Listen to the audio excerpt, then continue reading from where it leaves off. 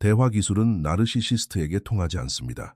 여러분이 아무리 최고의 청취자가 되어 그들의 관점을 이해하려고 노력해도, 그들의 감정을 인정하고 공감하는 방법을 배운다고 해도 아무 소용이 없을 것입니다. 왜냐하면 그들은 애초에 여러분에게 그 어떤 것도 돌려줄 계획이 없기 때문입니다. 겸손, 이타심, 정서적 교감, 상호 존중 같은 그 어떤 훌륭한 관계 기술도 나르시시스트에게는 통하지 않습니다. 우리는 이제 이런저런 방법이 나르시시스트에게 통하지 않았다고 자책하는 것을 멈춰야 합니다. 상호 존중이 통하지 않는다고요? 당연합니다. 존중이라는 것은 다른 사람에게도 가치와 의미가 있다고 인정할 때만 가능한 것이니까요. 대화 기술이 부족해서가 아닙니다. 그들은 그저 여러분의 생각이나 관점에 아무런 관심이 없을 뿐입니다. 나르시시스트에게 대화가 통하지 않는 게 아니라 나르시시스트가 아예 대화를 하지 않는 것입니다. 우리가 사용하는 말의 표현 방식은 아주 중요합니다. 만약 내가 공감도 해보고 인정도 해봤는데 통하지 않았다고 말한다면 그것은 이 상황에서 나는 무기력한 존재라는 것을 뜻하게 됩니다. 그들은 오히려 그것을 역이용해 당신이 멍청하다거나 쓸모없다거나 미쳤다고 몰아붙이겠죠. 게다가 이런 식의 표현은 이 관계를 회복하기 위해 어떻게든 방법을 찾아야 하는 책임과 부담을 또다시 우리 자신에게 지우는 꼴이 됩니다. 그들은 관계를 위해 우리가 하는 것만큼의 노력을 기울이지 않습니다. 그러니 우리는 이제 진실을 인정해야 합니다. 그들은 이 관계를 잘 풀어나가기 위해 어떠한 노력도 할 의지가 없다는 사실 말입니다. 나르시시스트에게 상호 존중이 통하지 않는다고 말하지 마세요. 나르시시스트가 여러분을 존중하지 않는다고 말하십시오. 우리가 누군가를 나르시시스트라고 부르는 상황을 한번 생각해 봅시다. 사실 요즘 시대에는 이 단어가 너무 남용되고 있긴 합니다. 만나는 이기적인 사람마다 전부 나르시시스트라고 부른다면 그 단어의 진짜 의미를 잃게 되겠죠. 하지만 결국 우리가 그들을 무엇이라 부르든 유해한 사람을 대처하는 해결책은 동일합니다. 물론 위험 신호나 유해한 행동, 은폐된 나르시시즘을 알아채고 가스라이팅이나 애정 공세 등에 대해 배우는 것은 아주 좋은 일입니다. 하지만 제가 강조하고 싶은 핵심은 이것입니다.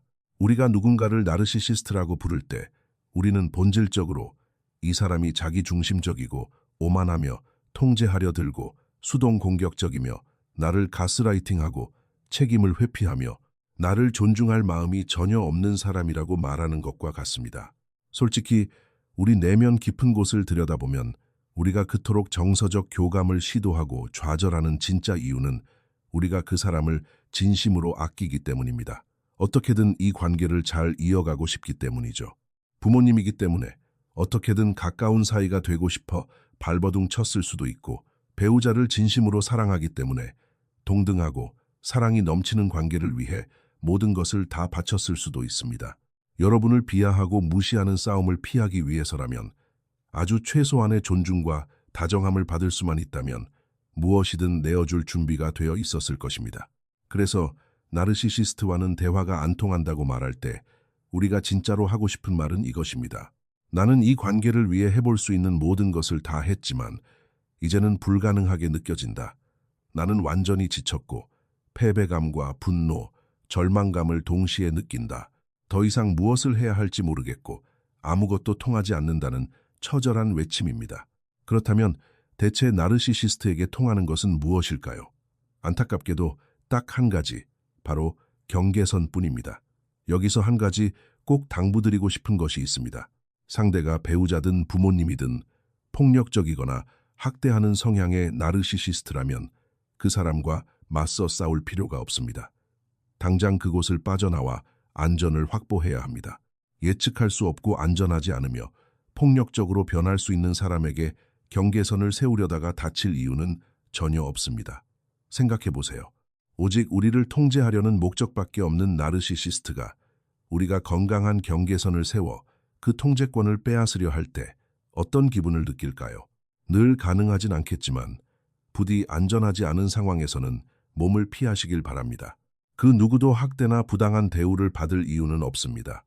혼자서 해결할 수 있는 상황이 아니니 반드시 전문가의 도움을 받으세요.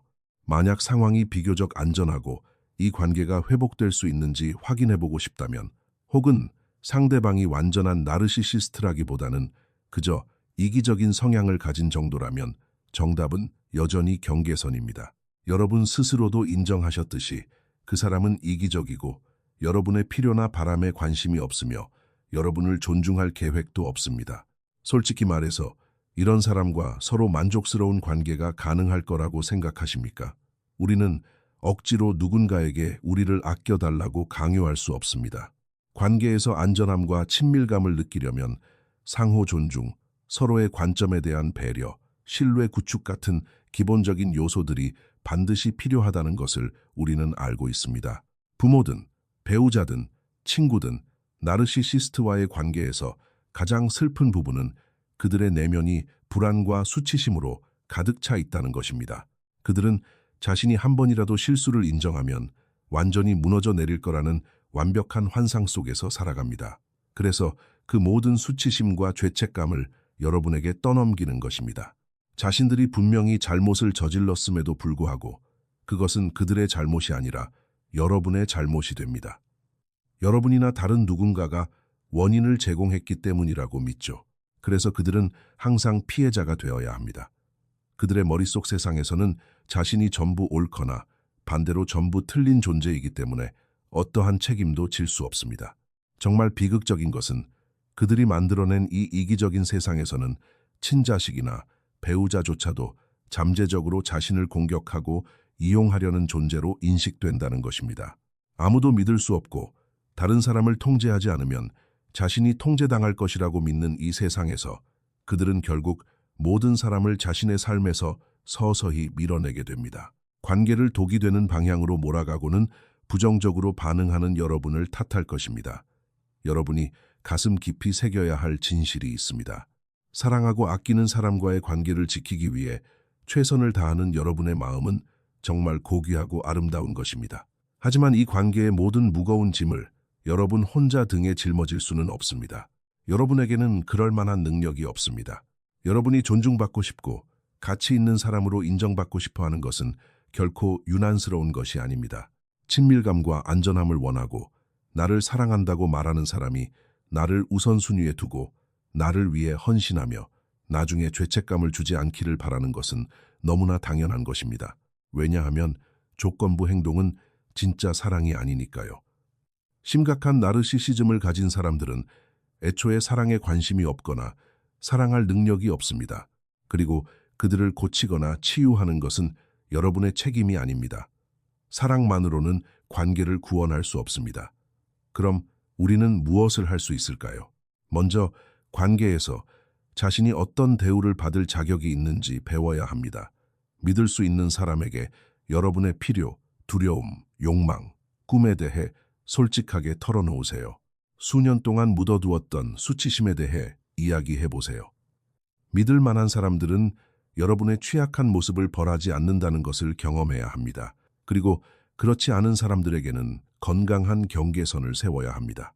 경계선이란 무엇일까요? 경계선은 여러분 스스로 설정한 한계, 보호막, 그리고 기준입니다. 물리적인 경계선도 있습니다. 길에서 낯선 사람이 다가와 갑자기 껴안으려 한다면 팔을 뻗어 막는 것이 무례한 행동입니까? 아닙니다. 그것은 그저 내 몸에 대한 경계선일 뿐입니다. 우리에게는 수많은 경계선이 필요합니다. 스킨십에 대한 경계선, 대화에 대한 경계선, 시간과 에너지에 대한 경계선이 있습니다. 아무에게나 여러분의 시간과 에너지를 내어줄 수는 없습니다. 그러면 항상 지쳐버릴 테니까요. 지금 누군가는 그래서 내가 항상 피곤했구나, 경계선이 없었기 때문이구나 라고 깨달으셨을 겁니다. 건강한 경계선을 세우지 않으면 다른 사람들에게 이용당하기 십상입니다. 결국 에너지를 다 빼앗기고 소진되어 이용당했다는 느낌만 안고 남겨지는 것은 여러분 자신입니다. 이런 과정이 정말 힘들게 느껴질 수 있습니다. 과거에 방치된 경험이 있어서 다른 사람들에게 인정받고 싶은 욕구가 강하거나 다른 사람을 기쁘게 하려는 강박이 있다면 경계선을 세우는 것이 마치 무례한 행동처럼 느껴질 수 있습니다. 정말 기막힌 일 아닙니까? 그들이 우리의 시간과 에너지 공간, 내 몸을 침범하는 것은 무례하다고 생각하지 않으면서 그들이 소리 지르고 비하하는 것은 참으면서 정작 우리가 나는 당신을 존중하고 친절하게 대할 테니 나도 똑같은 대우를 받아야 마땅합니다. 라고 말하는 것을 스스로 무례하다고 여기다니 말입니다. 만약 계속해서 내게 소리를 지르거나 욕을 하거나 내가 원하지 않는 민감한 주제를 이야기한다면 나는 이러이러하게 행동할 것입니다. 라고 정하는 것, 이것이 바로 경계선입니다. 경계선은 다른 사람이 아니라 나 스스로를 위해 세우는 기준입니다. 누군가 소리를 지르거나 폭언을 하며 공격적으로 변할 때 나는 그 자리에 계속 머물지 않겠다는 결심입니다. 상대방이 소리를 지르기 시작하면 나는 30분 동안 대화의 자리에서 벗어나겠다고 행동하는 것입니다. 이것은 상대방의 동의나 허락이 필요 없습니다. 싸울 때뿐만이 아닙니다. 누군가 원치 않는 충고를 하거나 불편한 이야기를 꺼낼 때 도와주려는 건 알겠지만 지금은 이 대화를 할 수 없어요. 라고 말하는 것도 훌륭한 경계선입니다. 이 대목에서 주의할 점이 또 하나 있습니다. 만약 내가 욕설을 듣고 방을 30분 동안 나가 있겠다고 했을 때 상대방이 나가지 못하게 쫓아와서 소리를 지르고 문을 두드리고 물건을 부순다면 어떻게 해야 하느냐고 묻는 분들이 있습니다. 명심하십시오. 그것은 범죄입니다. 아주 심각하게 받아들여야 합니다. 잠시 쉬면서 감정을 조절하고 생각을 정리하며 안전함을 느낄 최소한의 평화조차 허락하지 않는다면 그것은 엄청난 문제입니다. 물론 어떤 사람들은 이런 행동을 무례하고 통제하려 든다고 여길 것입니다. 네가 나를 통제하려고 하네. 나는 원래 이렇게 말하는 사람인데 네가 멋대로 내가 소리 지른다고 판단하고 유치하게 대화를 회피하며 나를 버려두고 가네. 라고 말이죠. 바로 이것이 제가 앞서 말씀드렸던 나르시시스트가 관계를 유해한 곳으로 몰고 간 뒤 부정적으로 반응하는 여러분을 탓하는 방식입니다. 진정한 나르시시스트는 오직 통제와 조종에만 관심이 있기 때문에 통제력을 잃었다고 느끼는 순간 맹렬하게 공격할 것입니다. 유해한 사람과의 관계에서 가장 슬픈 현실은 여러분이 너무 오랫동안 방치되고 이용당해 왔기 때문에 이 관계가 유지될 수 있는 유일한 방법은 여러분이 안전한 방식으로 스스로를 지켜내고 관계에서 마땅히 받아야 할 평등을 당당히 요구하는 길밖에 없다는 것입니다. 때로는 결과가 좋겠지만 그렇지 않을 때도 있을 것입니다. 그들에게는 여러분의 이런 태도가 매우 통제하려 드는 것처럼 보일 테니까요. 그들은 즉시 상황을 역전시켜 여러분이 무례하고 요구가 많다고 비난할 것입니다. 하지만 그렇기 때문에 더더욱 우리가 너무 많은 것을 요구하고 있는 것이 아니라는 사실을 기억해야 합니다. 여러분은 그저 어떤 관계든 생존하기 위해 꼭 필요한 최소한의 것, 즉 존중, 배려, 평등을 요구하고 있을 뿐입니다. 건강한 경계선을 세울 때 가장 힘든 점은 내 경계선이 무엇인지 탐색하고 이해하는 과정 자체가 아닙니다. 우리는 이미 마음속에 경계선을 가지고 있지만 그것을 밖으로 인정하기를 두려워할 뿐입니다. 정말로 우리를 두렵게 하는 질문은 이것입니다.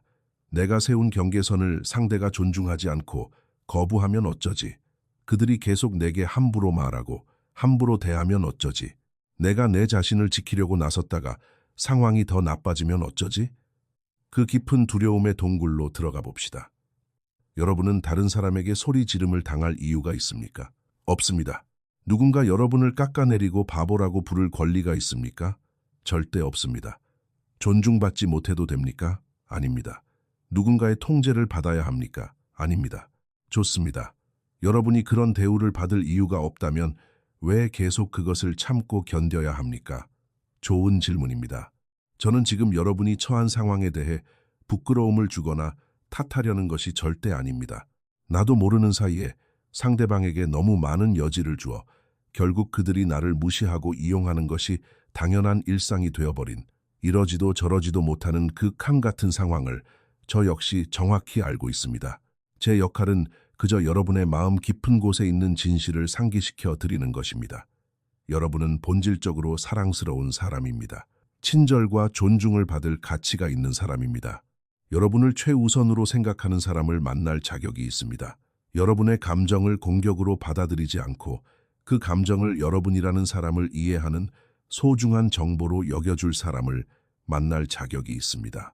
여러분은 있는 그대로 보여지고 이해받고 보살핌을 받을 자격이 있습니다. 여러분은 평생 동안 사랑을 노력해서 쟁취해야만 했기 때문에 이 관계가 어긋나는 것을 전부 자신이 충분히 노력하지 않은 탓으로 돌리곤 합니다. 관심이나 애정을 구걸하는 것에 익숙해져 있고 문제의 원인으로 지목받는 것에 익숙해져 있습니다. 그래서 그들이 여러분을 부끄럽게 만들거나 비하하고 깎아내릴 때조차 눈 하나 깜짝하지 않게 된 것입니다. 왜냐하면 속으로는 어쩌면 그들 말이 맞을지도 몰라, 나한테 문제가 있는 걸지도 몰라 라고 체념해버리기 때문입니다. 하지만 제가 분명히 말씀드립니다. 그들의 말은 틀렸습니다. 여러분은 실패자가 아닙니다. 부당한 대우를 받아 마땅한 사람도 아닙니다. 그 깊은 수치심을 모두 파헤쳐내고 그 자리를 자기 자비와 사랑으로 채우기 위해서는 엄청난 노력과 심리 치료가 필요할 것입니다. 하지만 그것은 충분히 가능한 일이며 여러분은 그럴 자격이 있습니다. 여러분이 자신의 가치와 의미를 깨닫기 시작하고 더 이상 다른 사람들이 퍼붓는 무례함과 비난 수치심을 참고 받아주지 않기로 결심했을 때 어떤 일이 일어날지 말씀드리겠습니다. 여러분은 자신이 너무 많은 것을 바랐던 것이 아님을 깨닫게 될 것입니다. 단지 잘못된 사람에게 그것을 바라고 있었을 뿐이라는 사실을 말입니다. 건강한 경계선을 세우고 자신을 지키기 시작하면 비극적이게도 여러분이 아무리 친절하고 정중하며 솔직하게 진심을 털어놓는다 해도 그들은 아마 몹시 부정적으로 반응하며 여러분의 감정을 무시하고 공격할 것입니다. 그 과정은 정말 아플 것입니다. 하지만 진실은 이것입니다. 어떤 사람들은 여러분이 마땅히 받아야 할 사랑을 줄 능력이 애초에 없습니다.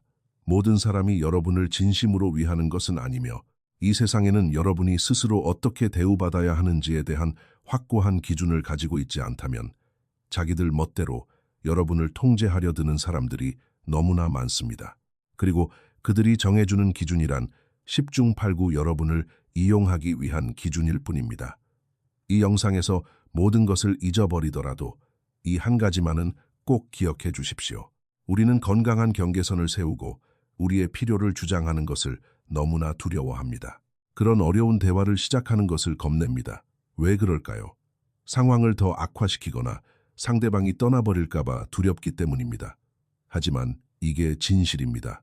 경계선에 대해 이야기했다고 해서 끝날 관계라면 애초에 그 관계는 지속 불가능한 관계였던 것입니다. 무너져 내리는 것은 시간 문제였을 뿐입니다. 막대한 정신적, 육체적, 감정적 피해를 입지 않고서는 그 유해한 환경에 계속 머무를 수 없기 때문입니다. 그래서 저는 나르시시스트나 유해한 사람에게 통하는 유일한 방법은 경계선뿐이라고 말씀드리는 것입니다. 결국 여러분의 관계에는 정서적 안전망과 교감 상호작용이 결여되어 있습니다. 그렇기 때문에 우리는 내가 누구인지, 내가 무엇을 필요로 하는지, 그리고 내가 무엇을 더 이상 용납하지 않을 것인지 상대방에게 명확히 보여주는 것부터 시작해야 합니다. 여러분의 구체적인 상황을 다 알 수는 없지만 만약 상대가 연인이라면 제 조언은 단호합니다. 100% 확신을 갖고 당장 그 관계에서 빠져나오십시오. 그리고 전문가의 도움을 받아 애초에 왜 이런 관계에 엮이게 되었는지 근본적인 원인을 돌아보시기 바랍니다. 하지만 상대가 부모님이라면 삶에서 그냥 끊어내버린다는 것이 얼마나 고통스러운 일인지 잘 알고 있습니다.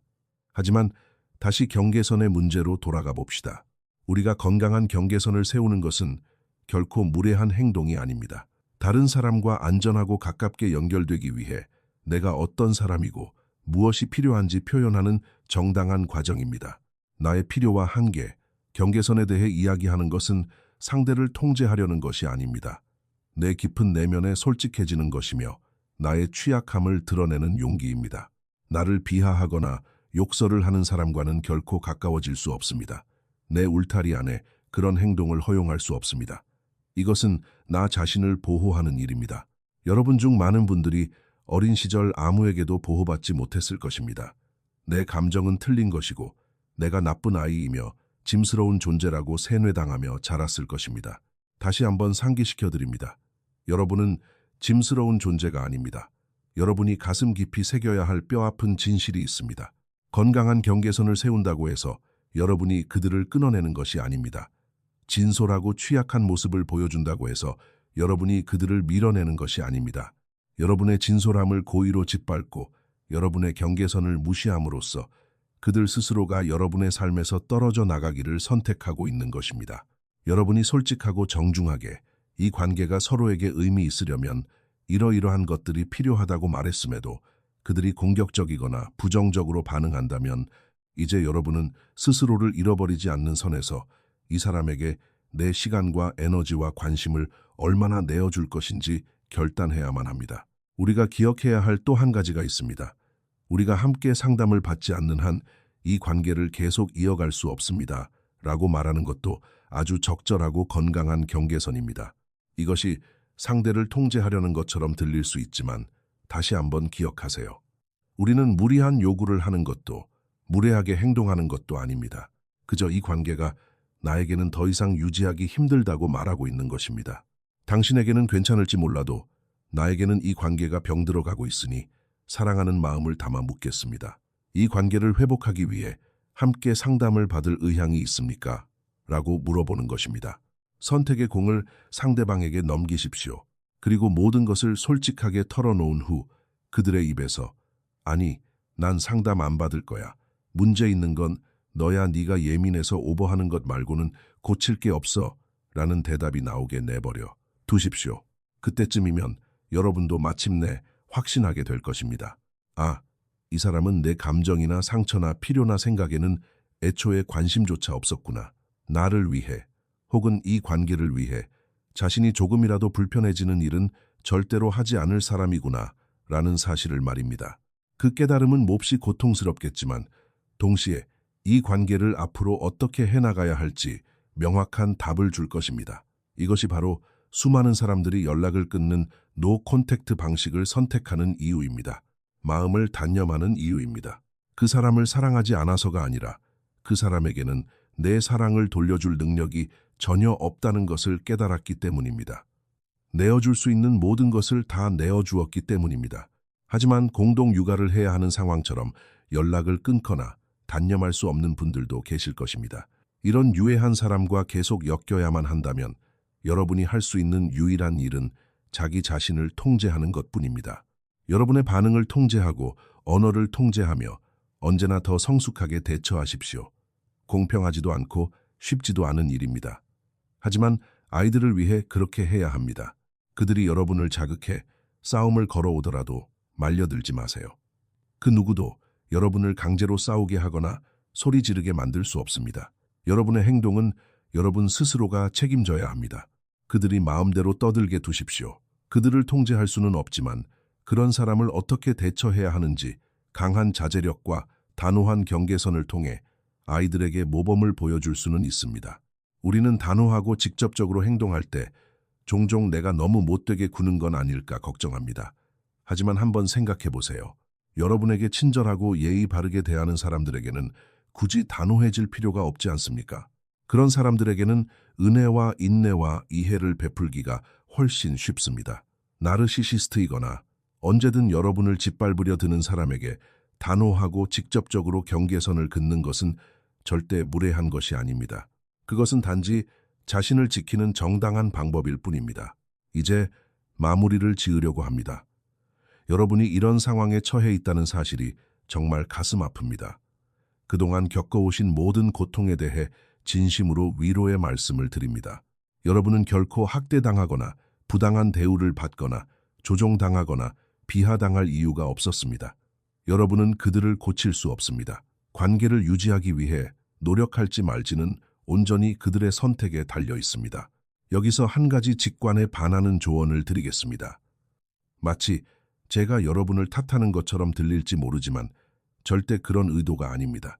싸움의 과정에서 여러분이 기여한 부분에 대해서는 책임을 지십시오. 우리 삶에 어떤 문제가 생겼을 때 상대방을 손가락질하며 저 사람 때문이야, 저 사람만 아니었으면 나도 이렇게 행동하지 않았을 거야 라고 탓하는 것은 너무나 쉬운 일입니다. 하지만 그 대신 스스로의 행동과 자신의 몫에 대해서는 스스로 책임을 지시길 바랍니다. 그것이 바로 성숙함이 우리에게 요구하는 자세입니다. 여러분은 성숙한 사람이 되고 싶지 않으십니까? 그들이 여러분을 그들과 똑같은 수준의 사람으로 끌어내리도록 내버려 두지 마세요. 그들에게 다가가 당신과 그렇게 싸운 방식에 대해 사과할게 라고 말하세요. 그리고 구체적으로 이야기하십시오. 내가 당신에게 했던 심한 말들에 대해 사과할게. 그건 내 잘못이었어. 당신도 그런 식으로 무시당해서는 안 되는 사람이니까. 내가 분노를 터뜨린 것에 대해 사과할게. 그게 무엇이든 스스로 책임질 부분은 책임을 지십시오. 그들을 탓하지 말고 오직 자신의 잘못에 대해서만 사과하세요. 만약 상대방이 대화할 의향이 있다면 여러분의 말과 행동이 그들에게 어떤 영향을 미쳤는지 물어보세요. 그들이 솔직해질 수 있는 안전한 피난처가 되어 주십시오. 아마 속으로 이렇게 생각하실 겁니다. 선생님, 그건 정말 끔찍한 조언이네요. 나르시시스트에게 사과를 하다니요. 그들은 그 모든 정보를 나를 공격하는 무기로 쓸 게 뻔한데요. 아닙니다. 사과하지 않고 남 탓만 하는 것은 그들이 우리를 자신들과 똑같은 유해한 괴물로 물들여가는 또 다른 방식일 뿐입니다. 우리는 절대 그렇게 되도록 놔두어서는 안 됩니다. 장담하건대 나르시시스트 곁에 오래 머물다 보면 여러분도 스스로 원치 않는 모습으로 변해가게 됩니다. 여러분도 그들처럼 자신이 한 잘못에 대해 일말의 책임도 지지 않는 사람이 되고 싶으십니까? 아니요. 여러분은 그런 사람이 되고 싶지 않으실 겁니다. 이것은 우리의 성장과 성숙을 위해 매우 중요한 단계입니다. 우리는 지금 사람들에게 어떤 모습으로 다가가고 어떻게 대할 것인지, 그리고 다른 사람들이 나를 어떻게 대하도록 허용할 것인지에 대한 완전히 새로운 기준을 세우고 있는 것입니다. 먼저 사과를 하는 것이 마치 그들의 나쁜 행동에 면죄부를 주는 것처럼 느껴지겠지만 절대 그렇지 않습니다. 어차피 그들은 자신들이 우리에게 한 짓을 갚을 능력조차 없는 사람들입니다. 착각하지 마세요. 우리는 앞으로 그들이 우리를 유해한 방식으로 대하도록 결코 허락하지 않을 것입니다. 그것은 나중에 다시 명확히 선을 그어야 할 별개의 문제입니다. 자, 요약해 보겠습니다. 첫째, 한 사람으로서 자신의 가치와 의미를 깊이 이해하십시오. 둘째, 안전하고 연결되어 있다고 느끼기 위해 관계에서 무엇이 필요한지 이해하십시오. 셋째, 친밀감과 교감을 위해 자신에게 구체적으로 무엇이 필요한지 죄책감이나 수치심 없이 솔직하게 바라보십시오. 넷째, 자신이 어떻게 대우받아야 마땅한지에 대한 확고한 기준을 세우십시오. 다섯째, 상대가 누구이든 그 기준을 무시하고 선을 넘으려는 사람에게는 한계와 경계선을 분명히 하십시오. 여섯째, 자신의 필요와 감정에 대해 진솔하면서도 정중하게 말하는 방법을 배우십시오. 이 말은 즉, 넌 늦는다고 전화 한 통 안 하냐? 너처럼 이기적인 인간은 나한테 관심도 없지 라고 쏘아붙이는 대신 당신이 늦는다고 연락을 주지 않으면 나는 겁이 나고 무시당하는 기분이 들어요. 마치 내가 전화 한 통 받을 가치도 없는 사람처럼 느껴져서 너무 아픕니다. 앞으로 늦을 것 같으면 꼭 미리 연락해 주길 바라요 라고 말하는 것입니다. 만약 이 순간에도 하지만 저런 말은 나르시시스트에겐 절대 안 통할 텐데요 라고 말씀하시고 싶다면 화면 하단에 있는 재생바를 맨 처음으로 돌려서 영상을 처음부터 다시 시청해 주시길 부탁드립니다. 결국 가장 중요한 핵심은 이것입니다. 여러분을 진심으로 사랑하는 사람은 여러분이 가치 있고 연결되어 있다고 느끼기 위해 무엇이 필요한지 신경 씁니다. 여러분을 사랑하는 사람은 여러분의 경계선을 존중합니다. 여러분을 진심으로 사랑하는 사람은 여러분이 안전함을 느끼고 삶의 우선순위로 존중받기를 원합니다. 여러분을 사랑하는 사람은 진짜 여러분의 모습을 알고 싶어 하기 때문에 여러분이 솔직하고 취약한 모습을 보여주기를 바랍니다. 물론 서로 다투고 싸울 수도 있습니다. 하지만 여러분을 진심으로 사랑하는 사람은 자신의 잘못을 인정하고 사과하고 관계를 회복하기 위해 노력할 줄 아는 사람입니다. 우리가 아무리 심하게 싸우더라도 나에게는 그 어떤 싸움보다 네가 훨씬 더 소중한 사람이야 라고 안심시켜줄 수 있는 사람입니다. 이런 사람과 함께라면 눈치를 보며 살얼음판을 걷지 않아도 됩니다. 내 취약함을 보여줬다고 해서 벌을 받거나 수치심을 느끼거나 비난받을까 봐 두려워하지 않아도 됩니다.